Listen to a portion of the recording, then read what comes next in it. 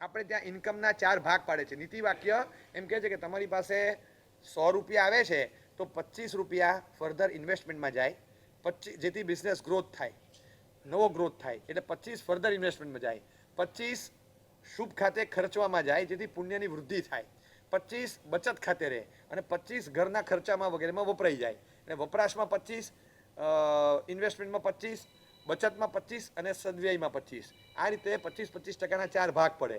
1 રૂપિયો આવે તો 25 પૈસા વાપરવાના. આજે 1 રૂપિયા આવે તો ગામમાંથી 14 લાવીને 15 રૂપિયા વાપરવાના અને 14નું વ્યાજ ભરવાનું. હવે આ તો ક્યાંનો ન્યાય છે? કઈ રીતે માણસ આટલું જોખમ લે?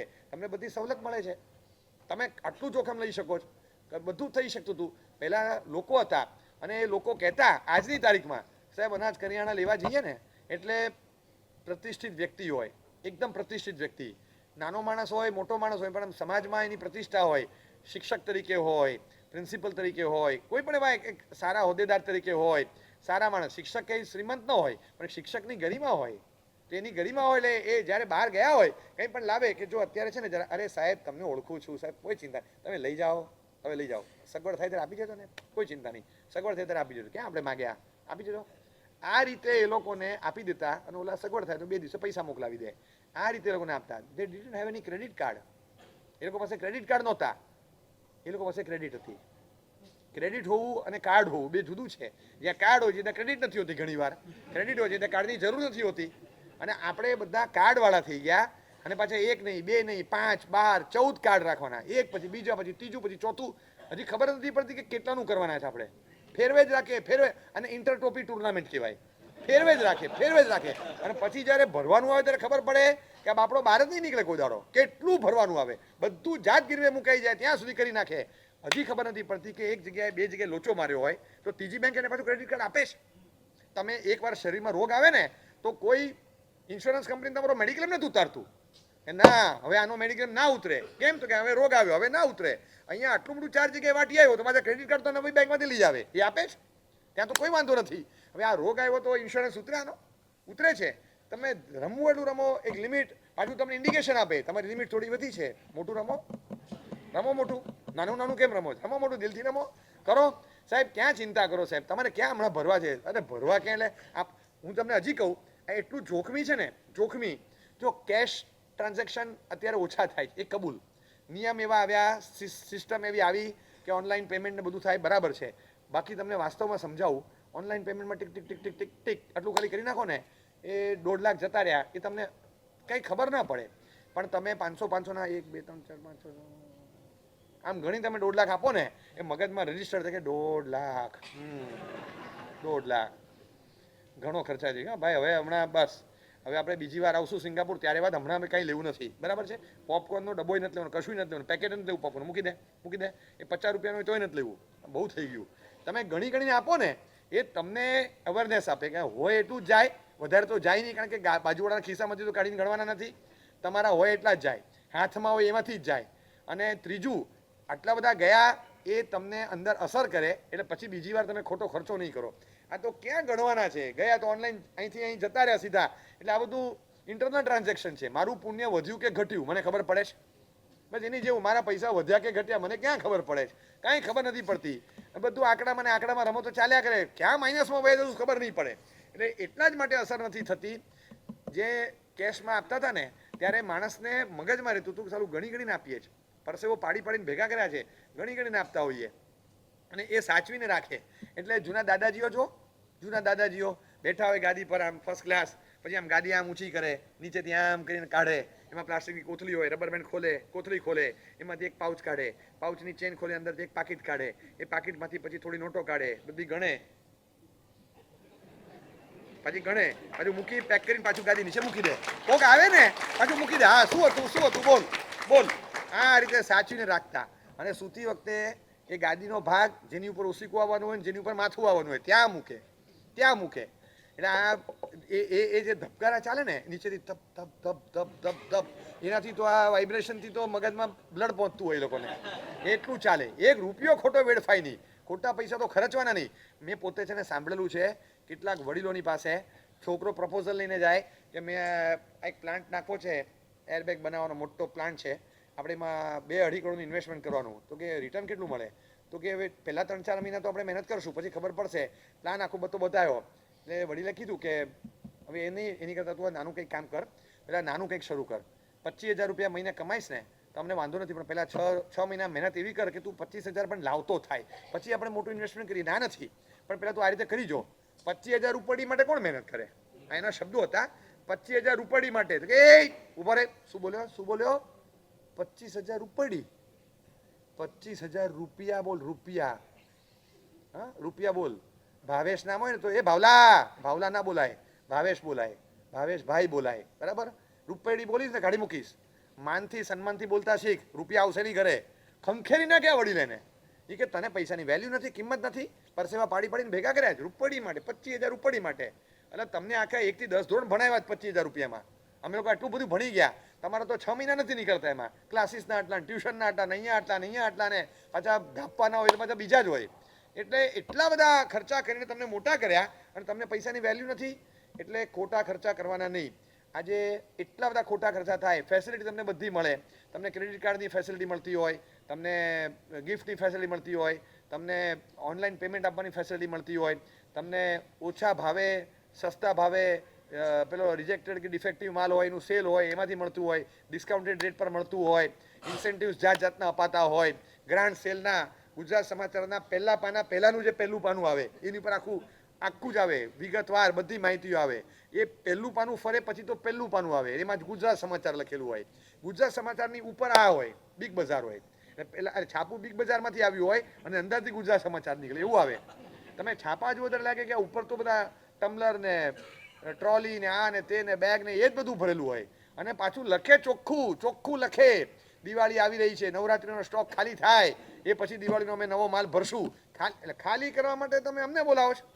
ખાલી કરવા માટે બોલાવે કે આવી જાઓ. અને એવું સરસ માર્યું હોય 6990 એની પર ચોકડી મારે અને પછી લગે 2995 અને આપણને હાય 7,000ની વસ્તુ 3,000માં લેવાય. શું કરશું પણ? અરે લેવાય જ. 4,000 બચે. હું 4,000 બચે? લેવાનું બંધ કર, 7,000 બચે.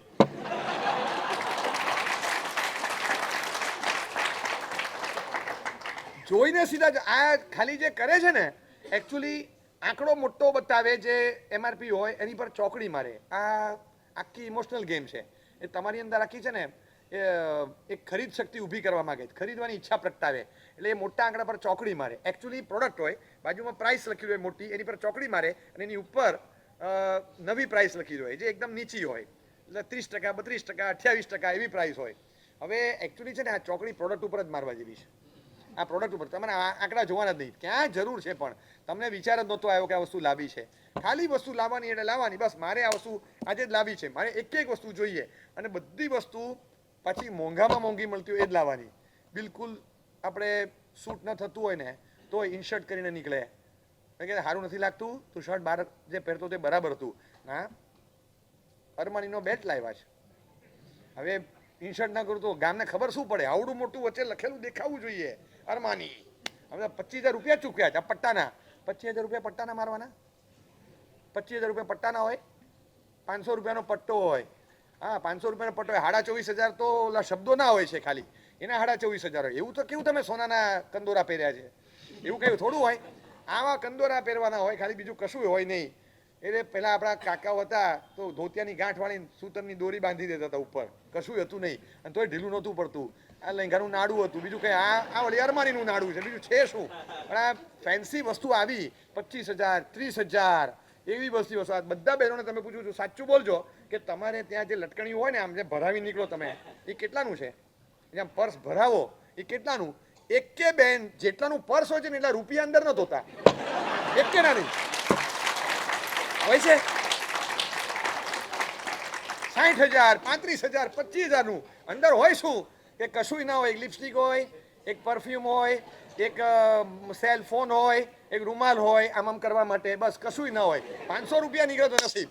500 રૂપિયા નીકળે નહીં ઘણી વાર. રિક્ષા ભાડું આવવાનું હોય ને કે ઉભો રહે ને અહીંયા એક મિનિટ ઉપરથી લઈ આવું, આમાં છે જ નહીં. આ ખોલે પછી આ ખાનું ખોલે તો લિપસ્ટિક નીકળે, પેલામાંથી મોબાઈલ નીકળે, આમાંથી બીજું કંઈક નીકળે, આમાંથી રૂમાલ નીકળે. સારું પૈસા જ નથી. તો 65,000નું પર્સ જોઈને થોડો બેસાડે રિક્ષામાં? મેમ સાહેબ પૈસા ચાહીએ, 65,000નું પર્સ તમે બતાડો છો, આ જોઈ લીધું બસ જા, એમ થોડો જાય. રૂપિયા જ આપવા પડે ને તમારે. એકે જણના ખિસ્સામાં કે પર્સમાં એવો પૈસા નથી, લટકાવીને ફરવાનું. અને પછી આવે ત્યારે મોંઘા પ્રસંગ, આ તો નોર્મલ. બાકી લાખ 2 લાખ 3 લાખના જેવા લાવે એવા પર્સ લાવવાના. મને એ નથી ખબર પડતી કે આ ટ્રેન્ડ ચાલ્યો ભલે, પણ is it right to follow this trend? આ જરૂરી છે કંઈ કે તમે તમારા 2-2 મહિનાના ઘર ખર્ચ અને નાના માણસ આખા વર્ષના ઘર ખર્ચ પર્સમાં નાખી દીધો? કશું છે જ નહીં. અને એક સ્ટાન્ડર્ડ ઓફ લિવિંગ તમે ઊભું કરશો ને, પછી એને મેન્ટેન કરવું બહુ અઘરું છે, બહુ ડિફિકલ્ટ છે. એટ વન સ્ટેજ તમે સ્ટાન્ડર્ડ ઓફ લિવિંગ ઊભું કરી દો, પછી એને મેન્ટેન કરવું. મારે તો આ જ જોવે, મારા કપડાં ઝારા ના જ આવશે, મારા તો H&M ના જ આવશે, મારે આમાંથી જ લાવવાના, અહીં સિવાય ઓછું લાવવું જ નહીં, સાડી અહીંથી જ લાવી, જ્વેલરી આ જ જોશે, પર્સ આવું જ જોશે, પરફ્યુમ આ જ જોશે, બૂટ આવા જ જોશે, સેન્ડલ આવા જ જોશે, આ જ જોશે. હવે એમાં કંઈ ટપ ટપ ટપ ટપ અવાજ નવો આવે છે? એમાં કંઈ તમે ચાલો એ જેવો આવે એવો આવે, કશું જ નહીં. Don't use any brands, try to be a brand. તમે તમારી એક બ્રાન્ડ ક્રિએટ કરો વ્યક્તિત્વમાં. તમે શું બ્રાન્ડવાળી વસ્તુ લાવો? જેટલી ઊંચામાં ઊંચી વસ્તુ લાવી, તમારું સ્ટેટસ, તમારો મોભો એ લાવવાનું મન તમને કરે. ક્યાંક સારી વસ્તુ વાપરો એની ના પણ નથી, કશી ના નથી, પણ એના માટે થઈને 5,000 10,000ના પાટલું લઈ આવવાના. અને ખબર જ નથી પડતી કે કઈ રીતે કેવું મોંઘું થાય. સાદું કોટનનું શર્ટ હોય, સાદું એક સિમ્પલ ટી શર્ટ હોય, એ સિમ્પલ ટી શર્ટ હોય તો તમારે 3,000 4,000 7,000 12,000 ગમે તે આપી જ દેવાના, કશું નહીં, આપી જ દેવાના. કેમ તો યસ ડન, ખાલી આટલું કરેલું હોવું જોઈએ બસ. આમ એટલે લાલ પેનથી હું કરી દઉં, લો મૂકો. આમાં કશું છે નહીં. એક વસ્તુ સારી આવશે, બ્રાન્ડવાળી આવશે, એ ક્રિએટ કરશે. પેશન છે કે પૈસા છે, કમાઈએ છીએ તો આપણે સારી વસ્તુ વાપરીએ. સારી વસ્તુ વાપરવી એ બરાબર છે, પણ સારી વસ્તુ એટલે બ્રાન્ડેડ જ હોય એ જ સારી હોય છે. એ સિવાયની બીજી કંઈ નકામી અને તકલાદી હોય છે, ફાલતુ હોય છે, એવું છે જ નહીં. એવું કશું છે નહીં. આજે ઘણી વાર અમને અમારી પડતી જ નહીં હોય.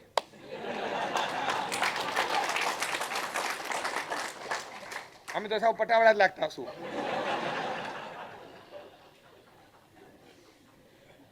અમારે તો જે નાના મહારાજ ને મોટા મહારાજ બધાને એક જ કંપનીનો કપડો છે. અમારે કંઈ અલગ અલગ છે નહીં. જે કપડો હોય એ જ હોય. સવારે આ ભાગ ઉપર હોય, નીચે હોય, તો ઊંધો ચત્તો ગમે તેવો પહેરી તો ચાલે એવો છે. હા, કોઈ નહીં. અમારે યુનિવર્સલ માપ છે. ભૂલમાં મારો એમણે પહેરી લીધો, એમનો મેં પહેરી લીધો તોય ખબર ના પડે. આમાં તો તમારો ને તમારો તમને નથી થતો 3 મહિનામાં.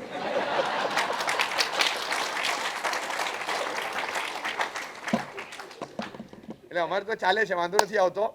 પણ આ મેનેજમેન્ટ છે એક પ્રકારનું. ચલો, હું એમ નથી કહેતો કે તમે મારા સાહેબ જેવા થઈ જાઓ, પણ ક્યાંક તો એવા રહીએ. આપણે 10 વર્ષ પહેલાં આ જ હતા, આપણે આવા જ હતા. ખેમા દેદરાણીએ આખું ગુજરાત જમાડ્યું, પણ કંઈ આવી બ્રાન્ડેડ વસ્તુઓ પહેરી નહોતી. એના કપડા પરથી ને એની રોલેક્સની વોચ પરથી ને એના પરથી નહોતું લાગતું કંઈ. એવું ક્યારેય નહોતું લાગતું. સમય જે હોય જ બતાવે છે, પણ ખાલી એટલો ફરક છે કે તમારા હાથમાં ઘડિયાળ હોય તો એ ટાઈમ બતાડે, ને રોલેક્સની હોય તો પહેરનારનો ટાઈમ બતાડે. એટલો ફરક પડે. પણ તમે ખાલી મોંઘી ઘડિયાળ વાપરો, એનાથી ફરક બીજો શું પડી ગયો? ટાઈમ તો જે બતાવે જ બતાવે છે.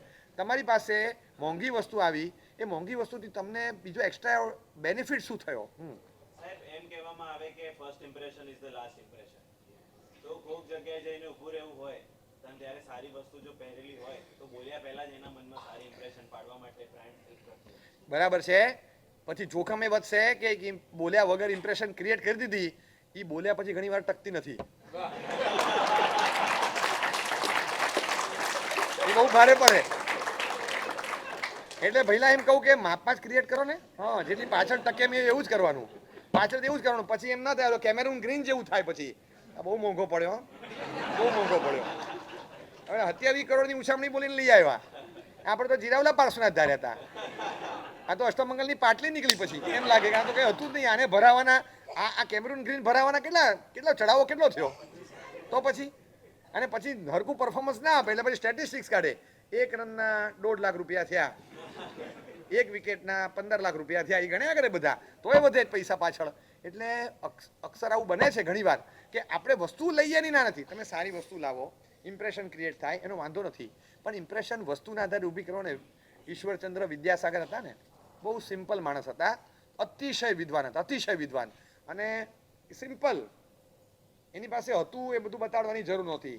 અર્નિંગ હોય, સેલેરી આવે, એમાંથી ખર્ચો કરીને બાદ કરીને સેવિંગ નાખે, કોઈ ખોટા ખર્ચા કરવાના નહીં. અર્નિંગ પ્રમાણે ખર્ચો હોય અને સ્પેન્ડ એક્સપેન્સ એનો always less than the income. આ જ રીતે ઘર ચાલતું. એક બહુ મોટી જગ્યાએ કલકત્તાથી મળવા જવાનું હતું. અને એવા મોટા માણસને અંગ્રેજ સલ્તનતના એવા માણસોને મળવા જવાનું હતું અને એને કહેવામાં આવ્યું કે સૂટ ને આ તે બધું મોકલ્યું. તો કે શેના માટે? કે તમારા જે સફેદ કપડાં છે ને એ સારા નહીં લાગે, તમે આ કપડાં પહેરી લો. તો એટલે એમ નહીં, એટલે એમને કોને બોલાવ્યા છે? ઈશ્વરચંદ્ર વિદ્યાસાગરને બોલાવ્યા છે ને. તો કે હા, તો ઈશ્વરચંદ્ર વિદ્યાસાગર આ છે, બરાબર. હું કયા કપડામાં છું એને જો મળવાનું હોય તો પછી આ હેંગર પર સૂટ ને બૂટ છે, હેંગર લઈ લો ત્યાં અને એમને મળી લે. એમને જો સૂટ અને બૂટને મળવાનું હોય તો સૂટ બૂટ અને હેંગર પર ટોપી પહેરાવી દઉં, એ ટોપી સાથેનું હેંગર આખું મોકલી દો, એને મળી લે. અને if they want to meet Ishwarchandra Vidyasagar તો ઈશ્વરચંદ્ર વિદ્યાસાગર આમાં જ મળશે. એમને પૂછી લો કે સૂટ બૂટના હેંગરને મળવું છે કે ઈશ્વરચંદ્ર વિદ્યાસાગરને મળવું છે. એમને પૂછી સાંજ સુધીમાં મને જવાબ આપો, મારી પાસે એક્સ્ટ્રા કોઈ ટાઈમ નથી. અને પછી એમને કહેવાયું ના ના અમારે ઈશ્વરચંદ્ર જ મળવું છે તો ઈશ્વરચંદ્ર આ જ કપડામાં આવશે. એમણે કહી દીધું કે એમાં કઈ ઇમ્પ્રેશન ક્રિએટ કરવાની હતી? જે વ્યક્તિને પોતાનામાં દેખાતું હતું કે કશું હતું નહીં, આજની તારીખમાં અને આજે નહીં, એ દિવસોમાં પણ અંગ્રેજોને છે ને ગાંધીજી પ્રત્યે રિસ્પેક્ટ હતું અને ગાંધીજીથી ગભરાતા હતા. કઈ પર્સનાલિટી હતી? પોતળી પહેરીને ફરનારો માણસ. અને એડવોકેટ થયા, બેરિસ્ટર થયા પછી પણ એ જ રીતે ફરતા હતા. સિમ્પલ લાઈફ હતી, બધું જ ચાલતું હતું.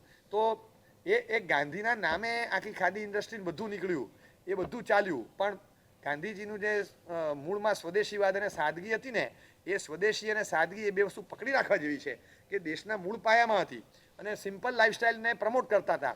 એમણે પ્રમોશન આ વસ્તુનું મોટું આપ્યું છે કે ક્યાં એક અહીંયા એક ઘડિયાળ લટકાડેલી હોય, હાથમાં એક લાકડી હોય, જૂના સમયની એક ચશ્માની દાંડી હોય, ચશ્મા પહેરેલા હોય ગોળ કાચના, અને પોતળી પહેરેલી હોય, બસ આ કપડું નાખીને ફર્યા. એક થૂકદાની હોય, કફ આવે તો થૂકી નાખવાનો, માટીમાં હલાવી નાખવાનો. કંઈ એમનો પરિગ્રહ જ નહોતો, કોઈ પોઝિશન એવું હતું જ નહીં કે ઢગલાબંધ કપડાં અને આને તેને પહેરીને ફરતા હતા.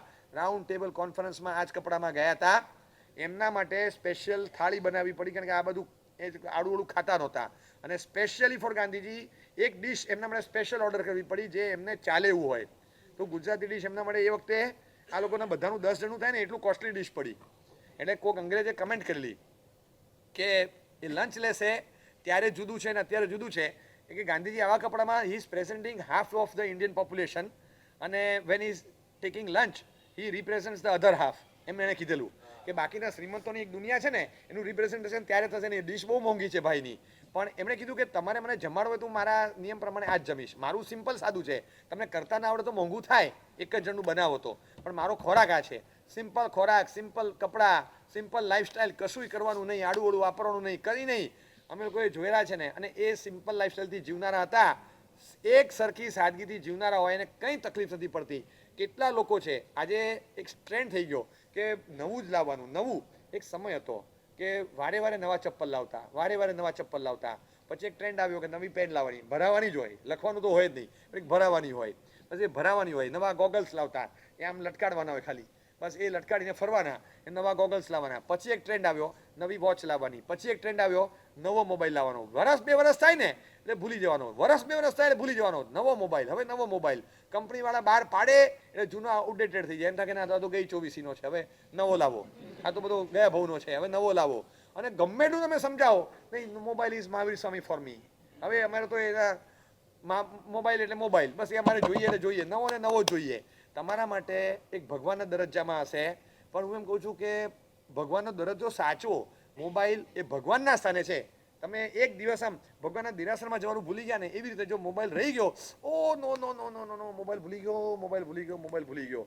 મારે દર્શન કરવાના રહી ગયા હોય, પચકાણ પાડી લીધું, વપરાઈ ગયું, પછી જો યાદ આવે ને, ઓ નો નો નો, ભગવાનના દર્શન રહી ગયા, મેં વાપરી લીધું, આમ જીવ બળે. કોક વાર આવી ભૂલ થઈ તો એવી રીતે મોબાઈલ રહી ગયો હોય ઘરે અને બહાર નીકળી ગયા ટ્રાવેલિંગમાં અને બસમાં બેસી ગયા, ટ્રેન ચાલુ થઈ ગઈ તો તમારો જીવ બળે, અરે રે રે રે, મોબાઈલ રહી ગયો, મોબાઈલ રહી ગયો. મોબાઈલ ઇઝ ગોડ, ભગવાન જેવા છે. પણ આપણે ખરેખર ભગવાનનું સ્ટેટસ આપ્યું હોય ને તો જાળવી જાણો, જાળવી જાણો. હું તો કહું છું ભગવાનને તમે મોબાઈલને ભગવાન પણ માનતા હો ને તો રિયલ સેન્સમાં ભગવાન માનો. પહેલા નંબરમાં નિયમ છે કે ભગવાન જેટલા પ્રાચીન એટલા સારા, બરાબર. દેરાસર બંધાવ તો સાહેબ આપણે પ્રાચીન ભગવાન મળતા હોય તો આપણે નવા નથી લાવવા સાહેબ. તો આપણે ટ્રાય કરીએ ને, આપ જોજો ને સાહેબ ક્યાંયથી મળે તો આપણો મોબાઈલ ખરેખર જો ભગવાન માનતા હો ને તો મેન્ટેન ધ સ્ટેટસ. જેટલો પ્રાચીન એટલો સારો. હા, એટલો સારો. અને લખી રાખજો, આ ટ્રેન્ડ આવે છે, હવે આવશે. આ સ્માર્ટફોનના ગયા જમાના બધા. તમે સ્માર્ટફોન હશે ને તમે 4 કલાક વાપરશો. તમે સાદો નોકિયાનો કે સિમ્પલ લઈ આવશો ને, સ્માર્ટફોન ન હોય તો તમે સીધા 20-30 મિનિટ પર આવી જશો. આ ખાઈ જાય તમારો ટાઈમ. પૈસા એકલા નહીં, ટાઈમ ખાઈ જાય તમારો, મગજ બગાડે છે.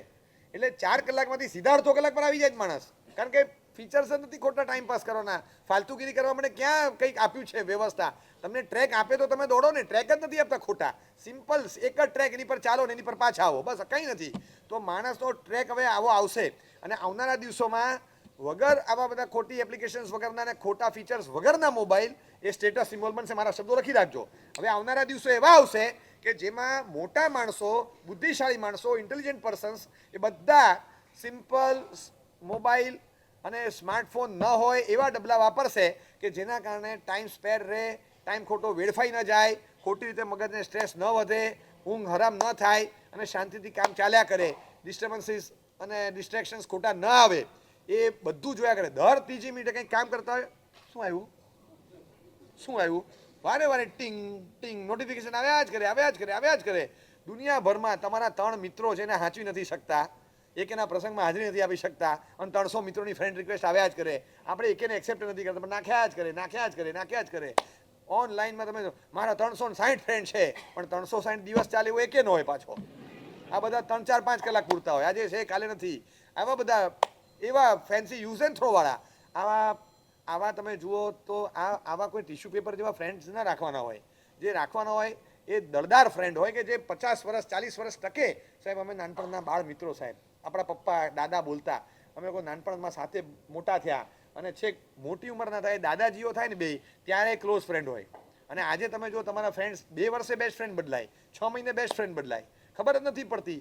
આ સાધન આવ્યું એટલે સમય આવશે કે રિલેશન સ્મૂથ ચાલે, પૈસા ખોટા ખર્ચાય નહીં, સમય ખોટો વેડફાય નહીં, ઊંઘ હરામ થાય નહીં, ખાધેલું સરસ પચી જાય, ડિસ્ટ્રેક્શન ડિસ્ટર્બન્સ કામમાં આવે નહીં. એ માટે સ્માર્ટફોન છોડી અને સાદો મોબાઈલ વાપરતા લોકો થશે, અને સાદો મોબાઈલ એની ડિમાન્ડ ક્રિએટ થશે.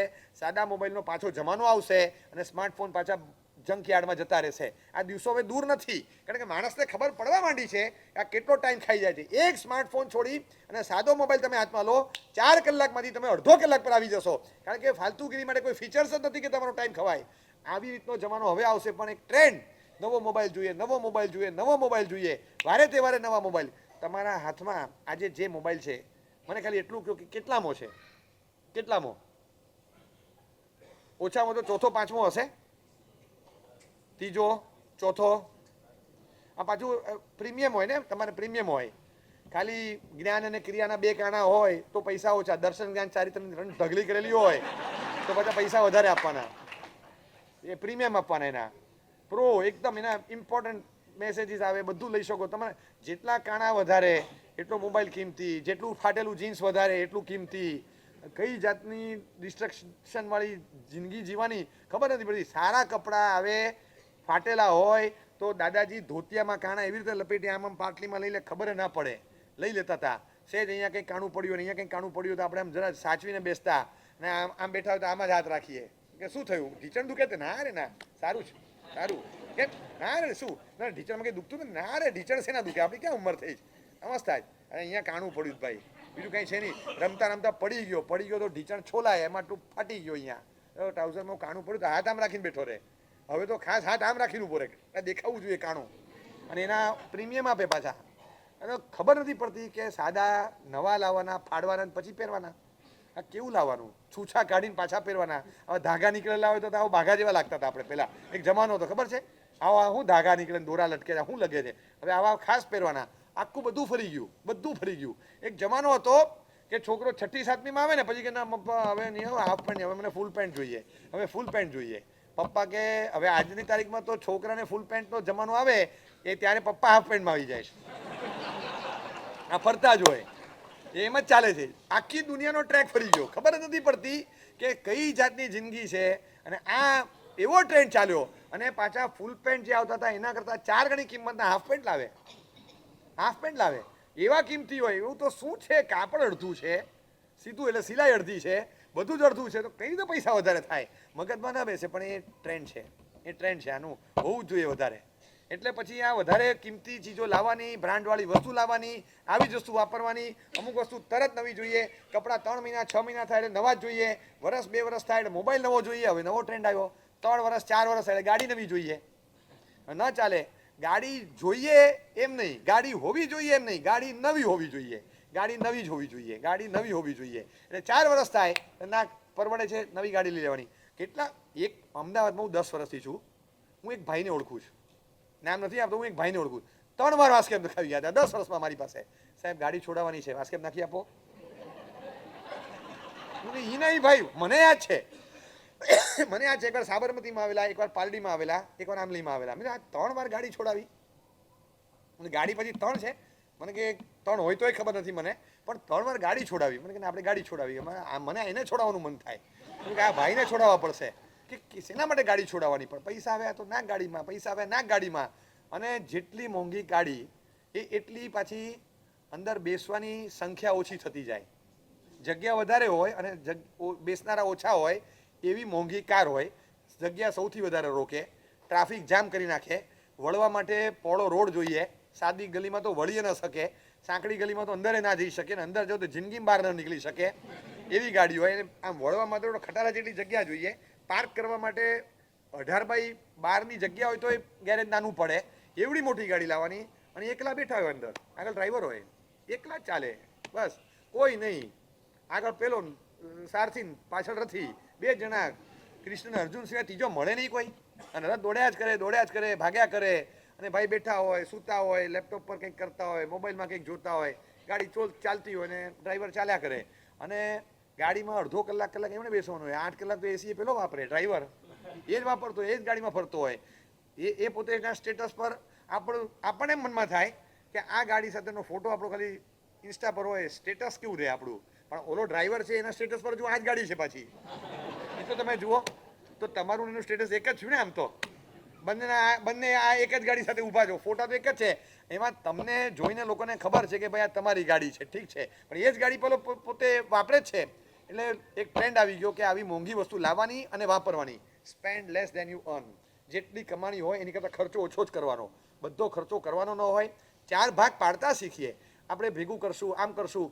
પૈસા આવ્યા એ પહેલાં વાપરી નાખતા હતા, આવે બચતમાં રાખતા. દિવસો એવા ખરાબ આવે છે ને કે ગમે ત્યારે દિવસો પલટાય, પાછું પલટાય, બજારમાં અફરાતફરી થાય, યુદ્ધનો જેમ માહોલ હતો, સિચ્યુએશન ખરાબ થઈ જાય. આજે તમારું પેકેજ ગમે એવું હોય, 35 ને 40 લાખના પેકેજવાળા, સાયબર ક્રાઇમમાં નિષ્ણાત અને એવી ટોપ લેવલની કંપનીના ટોપ પોઝિશન પર હોય, સવારના પોરમાં 6 વાગે એમ સમાચાર આવે, you are not suppose to come. હા, લે ઓફ, સીધું ફટાક. હવે 40 લાખ તો કોણ આપશે આવતા મહિને? રાજા મહારાજા હોય એટલે સાલિયાણા આવતા હતા, અચાનક ગવર્મેન્ટે બંધ કરી દીધા. બસ આના જેવું થયું કે તમે રાજા મહારાજાના સાલિયાણા બંધ, નેક્સ્ટ મંથથી કશું જ નહીં. તમને 6 મહિનાની 12 મહિનાની પોઝિશન આપે ને પછી તમને કે તમે બીજું કંઈ શોધી લેજો, કાલથી નહીં, ફટ. અને મોટા પાયે આવા લે ઓફ આવે તો ગમે એવી તમારી સેલેરી હશે, પેકેજ હશે, કંઈ પણ હશે, જતું રહેશે. ધંધાની ગળાકાપ સ્પર્ધા એવી છે કે ઇન્કમ પણ કંઈ સ્ટેબલ બધાની રેજ એવું નથી. અને સ્ટાન્ડર્ડ ઓફ લિવિંગ એકવાર ઉપર લઈ ગયા, એને મેન્ટેન કરવા માટે તમારે એક સર્ટન લેવલનો પૈસા જોશે ને જોશે. એટલે એક લેવલથી ઉપર મારે લઈ જ નથી જવું. સિમ્પલ લાઈફસ્ટાઈલ એ અત્યારના બહુ જરૂરી છે. કારણ કે બદલાતા સમય સંજોગ પ્રમાણે તમે એમ કહેતા હો કે સાહેબ બદલાતા સમય સંજોગ પ્રમાણે પછી જીવવાનું નહીં. હું તો આવનારા સમય સંજોગ પ્રમાણે જીવવાની વાત કરું છું, તમારી કરતાં આગળની વાત કરું છું. તમે અપડેટ છો, હું મોસ્ટ અપડેટેડ વર્ઝન આપું તમને કે તમે બદલાયેલા સમય સંજોગ પ્રમાણે કહો છો. હું તો આવનારા સમય સંજોગ પ્રમાણે જીવવાની વાત કરું કે આવનારા સમય સંજોગ તમને એવા લાગે છે કે તમારો ધંધો 4 ગણો થઈ જશે એવી ગેરંટી લાગે તમને ગમે તે વસ્તુ આવી શકે છે. તો તમારી પાસે કંઈક હોવું તો જોઈએ. કશું હોતું જ નથી. ઘરમાં અચાનક કંઈક તકલીફ આવી, 50 મહેમાન આવી ગયા, અથવા 5 મહેમાન 10 દિવસ માટે આવી ગયા, અથવા 1 મહિના માટે બધું બંધ થઈ ગયું, તો ઘરમાં 2 મહિના ચાલે, મહેમાનો આવે, જમે, બધું એટલું અનાજ, કઠોળ, કરિયાણું, મસાલો બધું હોવું જોઈએ. એ જ હોતું નથી. 10 દિવસનું રાખવાનું, પછી મંગાવી લેવાનું, 10 દિવસનું રાખવાનું, ઓર્ડર કરીને મંગાવી લેવાનું, 10 દિવસનું રાખવાનું, મંગાવી લેવાનું. આપણે શું બધું ભેગું કરવાનું? કાંઈ નહીં. આપણે જોઈએ ત્યારે મળે જ છે ને. બધું ભેગું કરતા હતા એ બંધ થઈ ગયું. જે રાખતા હતા, સેવિંગ્સ રાખતા હતા એ બંધ થઈ ગયા. 4-4.5 કરોડ સેવિંગ એકાઉન્ટ્સ હતા, બધા બંધ. અને છેલ્લા 2 વર્ષમાં 4.5 કરોડ જેટલા સેવિંગ એકાઉન્ટ્સ બંધ થયા છે ભારતમાં. અને એટલા જ લગભગ ડીમેટ એકાઉન્ટ્સ નવા ખુલ્યા છે. હવે આ બધા માર્કેટમાં ફ્લો કયો આવ્યો?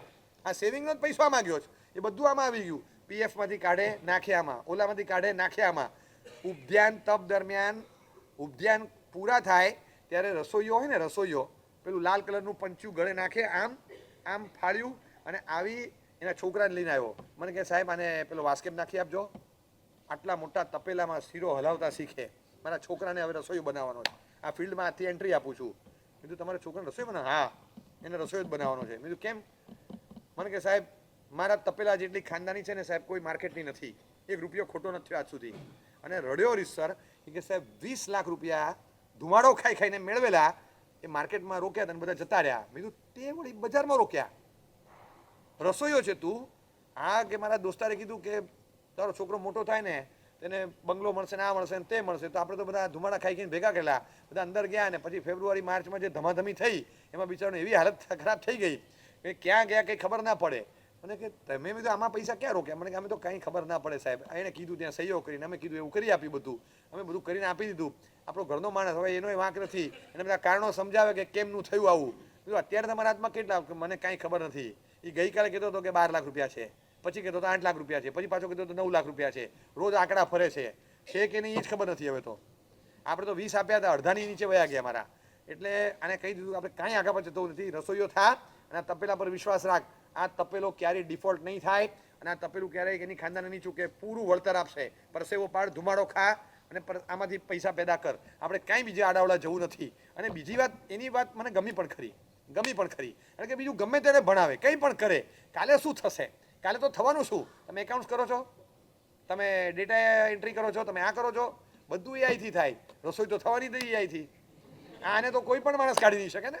આની માર્કેટ તો ઊભી જ રહેવાની છે. તો ખરેખર એ બુદ્ધિશાળી કાન લાગ્યો મને કે એને એકચ્યુઅલ ફિલ્ડ પકડ્યું છે. આવનારા સંજોગ પ્રમાણે એનું ફિલ્ડ હતું બરાબર. હું તમને નથી કહેતો કે રસોઈયા થાવ, પણ રસોઈયામાંથી શીખવાનું ચોક્કસ કહું, શીખવાનું ચોક્કસ. એ માણસે દિમાગ તો વાપર્યું કે આપણે તો એવું વિચારે કે ભવિષ્યમાં શું કરશું. હવે તમે શું કરશું એ ભૂલી જાઓ, એઆઈ શું નહીં કરે, બસ એવું કરીએ તો જ ટકવાના છો. એ જો બધું જ કરવાનું હોય તો તમારે જોયા જ કરવાનું છે. એ બધું જ કરશે. હવે તમે જોયા જ કરશો, બધું એ તમને કરીને આપી દે તો તમે કરશો શું કરશો? કોઈ ફિલ્ડ એવું નથી રાખ્યું કે જે ફિલ્ડમાં આપણે અંદર એન્ટર થઈને સિક્યોર રહી શકીએ. એટલે અત્યારે 4-5 જગ્યાએ મૂકી રાખેલું હોય તો સેવિંગ તમારા હાથમાં કામ લાગે. અને સેવિંગ પાછા એવી રીતે રાખવાના હોય કે જે બચત અમુક સમયે ક્રિટિકલ સંયોગમાં કામ લાગે. જો એક વસ્તુ સમજી રાખો કે સિક્યોર્ડ સેવિંગ એની વ્યાખ્યા છે કે ઓલ ટાઈમ સિક્યોરિટી, એની ટાઈમ લિક્વિડિટી. આને સેવિંગ કહેવાય. આ મારી પોતાની બનાવેલી સેલ્ફ પ્રોડક્શનની વ્યાખ્યા છે. મેં પોતે આ વ્યાખ્યા મેન્યુફેક્ચર કરી મગજથી. કારણ કે છે ને તમે સેવિંગ એમ માનો કે માર્કેટમાં રોકી દીધું, મ્યુચ્યુઅલ ફંડમાં રોકી દીધું, સિલ્વરમાં રોકી દીધું, ગોલ્ડમાં રોકી દીધું. જ્યારે ક્રેશ થાય ત્યારે કટોકટી સર્જાય, અને કટોકટી સર્જાય ત્યારે તમે ઊભા જોઈએ, અને ઊભા જોઈએ ત્યારે માર્કેટ નીચે ગઈ હોય ત્યારે તમે લિક્વિડેટ કરી ના શકો, સર્કિટ લાગી હોય તમે કાઢી જ ન શકો, હલવાઈ જ ગયું. એટલે જે વખતે તમે સલવાયેલા હો અને એ જ વખતે પેલો કોન્સન્ટ્રેટર ચાલે નહીં, ઓક્સિજન નીકળે નહીં, બાટલો જામ થયેલો હોય, ખુલે જ નહીં, એટલે પછી મતલબ આગ લાગે ત્યારે પેલું ડિસ્ટિંગ્વિશર કામ ન લાગે, તો પછી ડિસ્ટિંગ્વિશર લટકાડી રાખવાનો મતલબ શું લાલ બાટલાને? એવી રીતે સેવિંગ કોને કહેવાય? કટોકટી આકસ્મિક સર્જાય ત્યારે અડધી રાતે જોઈએ તો any time liquidity, all time security, બસ આને સેવિંગ કહેવાય. ઓલ ટાઈમ સિક્યોરિટી પણ હોવી જોઈએ, એની ટાઈમ લિક્વિડિટી પણ હોવી જોઈએ. ફટાક કરતું વટાવી શકો. અને હવે એવું નથી, 3-4 વસ્તુમાં રાખવું પડે, કારણ કે નહીં તો સિક્યોરિટી પણ નથી રહેતી. જો આ નહીં રાખો ને તો ભવિષ્યમાં જ્યારે જરૂર પડશે ત્યારે ઊભા ક્યાંયથી મળવાનું નથી. એ નવું જોખમ ક્રિએટ કરવાનું થાય. એટલે અત્યારથી એ આવનારા દિવસો પ્રમાણે કહું છું, અત્યારના સમયની એની કરતાં આગળનું વર્ઝન આપું છું. ફોર્થ કમિંગ ટ્રેન્ડ હવે આગળના ડિકેડની જિંદગીને જોઈ અને અત્યારે ખર્ચો મિનિમાઇઝ જ કરવો પડે.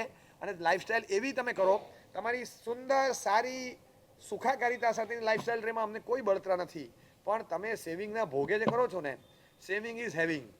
તમે કંઈક રાખો છો, એ મળે છે, તમારા હાથનું રહે છે, તમને સિક્યોરિટી રહે છે, અને તમે જે રાખો એ તમને અંદર મહેસૂસ કરાવે છે કે છે આપણી પાસે, તો એ તમને કોન્ફિડન્સ વધારે, સિક્યુરિટીનું ફિલિંગ આપે છે. જે છે એ પણ એની ટાઈમ લિક્વિડેટ થશે કે નહીં, એ પડ્યું ઓગળી જશે કે હું હાથમાં લઉં પછી ઓગળશે એ ખબર નથી. તમે પીગાળવા જાઓ ત્યારે પીગળે નહીં, જામેલું જ રહે. અને તમે જોવા જાઓ ત્યારે ઘણીવાર એમને પીગળીને રવાના થઈ ગયું હોય, એની મેળે પીગળીને લિક્વિડ થઈ ગયું અને હવામાં ગેસ થઈને વરાળથી ઉડી ગયું, ખબર એને પડી ક્યાં જતું રહ્યું. તો એવું કેવું સેવિંગ રાખ્યું? એ સેવિંગ પણ સિક્યોર્ડ હોય અને ગમે ત્યારે તમે લિક્વિડેટ કરી શકો એવું હોવું જોઈએ, તો તમને થાય. પણ એ માટે તમારે કન્સિડરેબલ એમાઉન્ટ એમાં જવી જોઈએ, તો તમારું રહે. કંપનીવાળા પીએફ કેમ રાખે છે? તમારો હકનો પગાર છે અને છતાં તમારા હાથમાં નથી આપતા. કાયદેસરનો તમારો હકનો પગાર અને કાયદેસર તમારા જ પૈસા નહીં આપીએ, એ તમારા નામે બોલશે પણ રહેશે અમારી પાસે. છેલ્લે તમને બધા આપશું. કંપની તમારા વતી એક પ્રકારનું સેવિંગ જ કરે છે ને એ જ છે. કંપની પણ આટલી બંગત ચલાવે છે કે મારે ત્યાં કામ કરવા આવે એના નામે મારે આટલું પ્રોવિડન્ટ ફંડ રાખવું જોઈએ. તો આપણું પોતાનું કેમ નથી ચાલતું? આપણું પોતાનું કેમ નથી ચાલતું? પ્રોવિડન્ટ ફંડ કંપનીએ આટલા વર્ષ સુધી ભેગું કેમ કર્યું? એ જેવું એક સાથે આવ્યું એવી જગ્યાએ નાખે કે 6 મહિનામાં જતું રહે બધું. હવે એવા સાહસ કરવાના હું કોઈ એક જગ્યા નથી કહેતો, ઘણી બધી જગ્યાઓમાં એવા દુઃસાહસ સમજણ વગરના કરે અને માણસ ગુમાવે છે. એટલે સેવિંગ એની પરંપરા ટકાવવાની છે.